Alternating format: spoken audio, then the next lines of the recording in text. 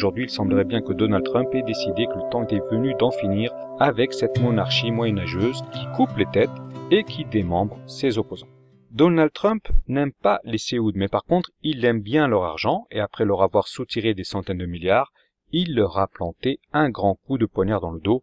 Selon ses propres termes, une fois que l'on aura fini de traire la vache, il faudra la tuer. Il y a quelques jours, on se souvient que Trump leur avait une fois de plus demandé une rançon de plusieurs milliards pour leur protection, et il leur avait même lancé un avertissement. Sans la protection des USA, votre royaume ne tiendrait même pas 2 semaines.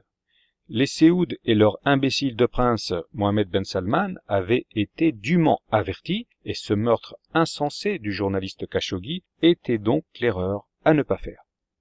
La plupart des observateurs ont compris que désormais les jours des Séouds étaient comptés et ils prennent leur distance avec ce régime moribond. Si cette alliance stratégique est rompue, plus rien ne s'opposerait alors à l'offensive de l'Iran contre l'ensemble des monarchies du Golfe, et là, on rentre dans une autre dimension, celle de l'époque eschatologique, et c'est celle qui nous intéresse, et c'est celle qui motive d'ailleurs cette vidéo. Je rappelle que depuis le massacre de la Mecque en 2015, les Iraniens attendent l'occasion de se venger des Séouds. Aujourd'hui, ils sont déstabilisés par des sanctions, le régime est menacé, et pour eux, la seule issue de sortie serait de conquérir les champs de pétrole du Moyen-Orient. S'ils y parviennent, ils pourraient alors imposer leur diktat au reste du monde, et seuls les USA sont en mesure de s'y opposer.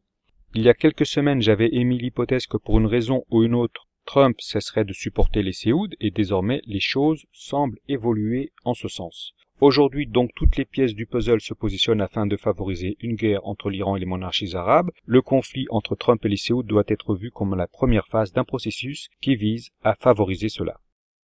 Si Trump est destitué et si l'Amérique entre en guerre civile, plus rien alors n'empêcherait cette guerre. Les Séouds seraient balayés, les troupes iraniennes iraient alors conquérir le Moyen-Orient, elles arriveraient jusqu'en Syrie, c'est déjà un peu le cas. Toutes les flottes navales iraient alors se positionner en Méditerranée, c'est également déjà un peu le cas. Les troupes de l'OTAN, dont celles de la France, iraient aussi se déplacer vers l'Orient, ce qui laisse le champ libre aux troupes russes pour lancer leur invasion. C'est un plan en forme de poupée russe, il y a un plan dans le plan et tout le monde manipule tout le monde, et à la fin, il n'en restera qu'un, et ce n'est pas forcément celui que vous croyez. Bien entendu, tout cela dépasse l'entendement de Trump et des autres acteurs de cette farce dramatique. Nous sommes en train d'assister à un grand jeu, c'est le grand jeu de la mise à mort des nations qui doit précéder les temps messianiques. Donc cela ne sert à rien de s'inquiéter, nous sommes dans le contexte décrit dans Matthieu 24.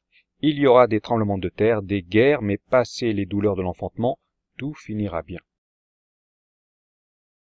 Aujourd'hui, tous les signaux sont au rouge, les cataclysmes s'enchaînent jour après jour, on ne peut même plus les dénombrer, et l'Iran, l'Amérique et l'Arabie Saoudite sont explicitement menacés, comme annoncé dans les prophéties. Il ne reste plus que quelques jours, quelques semaines pour assister au dénouement de cette situation. Profitez-en bien, profitez du soleil et des beaux jours qui nous restent. Pour terminer, je rappelle que même le journal L'Économiste annonce de manière explicite dans sa une en forme d'horoscope que le mois de novembre s'annonce fatidique. Il prédit plusieurs autres choses, dont une crise financière, le démantèlement des USA, l'éradication d'une partie de l'Europe et la couverture pour l'année 2019, quant à elle, montre le monde tout en noir, c'est le néant, il n'y a plus rien à voir.